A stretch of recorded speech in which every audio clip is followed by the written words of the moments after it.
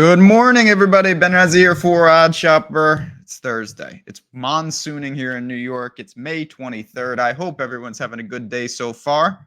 It's about to get better because we're going to put a bet on the board. Hopefully, a profitable one. We're going to talk about what we got going on here at Odd Shopper, break down the Pacers and the Celtics game two, recap what happened last night in the NBA, and like I said, talk about what's going on here. I want to welcome you to the channel. Take a look around. Subscribe to the channel yesterday. Under in the Timberwolves game, we were drawing dead at halftime, and then there was actually they scored like 85 points in the second half. I have to break down that game more, not for anything else, but for future games. I want to see, was it a pace issue, a shooting issue? What a weird stylistic difference, because in the first half, wasn't even close. The second half was what I envisioned. Regardless, we move to 14-8 in the month of May. We're still above target. We're where we want to be, but we don't want to waste all the good work that we've done so far this month. Speaking of good work, obviously the tools at Odd Shopper. If you want a serious way to bet with optimized angles, showing you the value of plays. Simple as that. Takes the books, scans them, points out the outliers. It's right here for you. Again, there's the results, mass entry, parlay builder, all sorts of tools. And then we've got our Discord, which is not only fun, but a great informative place. If you want to be part of the team, if you want to check it out, even if it's for a week, a month, whatever it is, come on in. The link is below. Now let's put a pick on the board. We're going back to the Celtics game, and we're going back to the Celtics. There is definitely a chance, looking at my month, that I just might have a leak with the Celtics. I'll be the first to admit it. But I do like to trust my reads, stick to my process. It has been working. And once again, I have the Celtics at -9 at -108. It's ticked up a little. I missed 8.5 personally. If you can find 8.5, particularly at -110, do that. If it starts to venture 9.5 or 10, maybe reduce units. 9 at -108 is the number that I want to target. That's on FanDuel. What's there to say? So game one was fascinating on a lot of angles. 133-128 in overtime. The first close game that the Celtics have played, good or bad. They have lost 2 games kind of in somewhat, not blowout fashion, but kind of blowout fashion.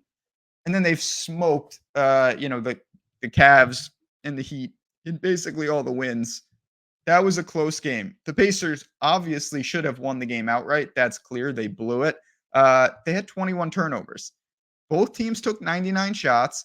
The Celtics took 20 more free throws. So typically, if you take the same number of shots and you get 20 extra free throws, you would hope you could win the game.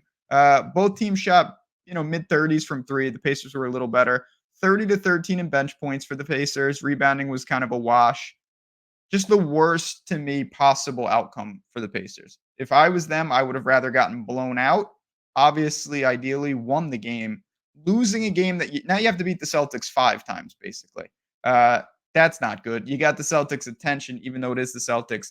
They like to kind of sleepwalk through everything. But getting back to why we're backing them here, again, it's still the Celtics at home, which has been a negative for years somehow. They're going to take their threes. They've got answers. They've got enough depth. That bench is not the Pacers bench, but I'm fine with it, even if they bleed out a little points. I think they will shoot better. And then the most important thing, the Celtics are a well-rounded team. They are not a bad defensive team. They didn't show it in game one. Indiana shot very, very well. I think we're going to see some regression there. And that game, the ebbs and flows, because we're talking about a 225 total, but I like that. The value of the points that we're laying are devalued. And we even saw in game one, the Celtics were up double digits in the second half. They were not able to hold that lead. It was fleeting and then some. But I will call for the Celtics to kind of do what they've done. Typically, it's only been 2 series, of course. They game one good, game 2 bad, win both road games, win game 5. I want to see kind of what happens here. I think we're going to have a good effort. In a way, Boston gets the best of both worlds. They almost got a loss, but it didn't count. They got the win out of it. And now they can refocus and retool. I expect them to be pretty crisp. I looked at the first half because I do think that that's an angle. I wanted 4.5 and I couldn't find it.